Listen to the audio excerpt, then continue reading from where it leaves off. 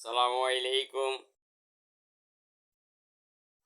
আমি ইসলামী আন্দোলন বাংলাদেশের রাজনীতির সাথে জড়িত। আমি এই দলকে মনে প্রাণে ভালোবাসি।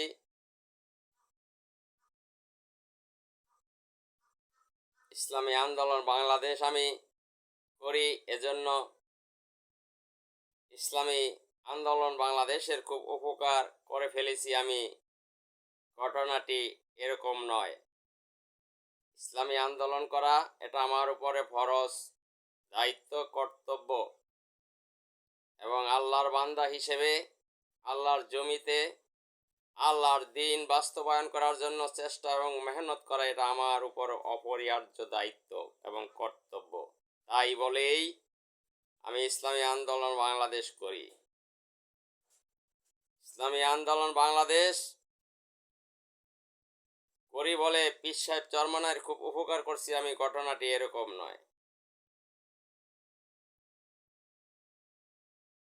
এটা আমার দায়িত্ব এবং কর্তব্য থেকে আমি করছি এবং যতটুকু পারি করি, যতটুকু সম্ভব নয় সেটা আমার অবহেলা। আর এই অবহেলার জন্য আল্লাহর নিকট আমার জবাবদিহি করতে হবে।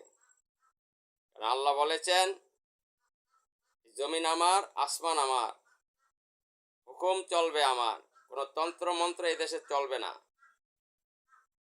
সৃষ্টি যার, আইন চলবে তার। কিন্তু আমরা কি করছি? আমরা তার বিপরীতে হাঁটছি। এই বিপরীতে হাঁটার কারণেই আমাদের দুঃখ এবং দুর্দশা।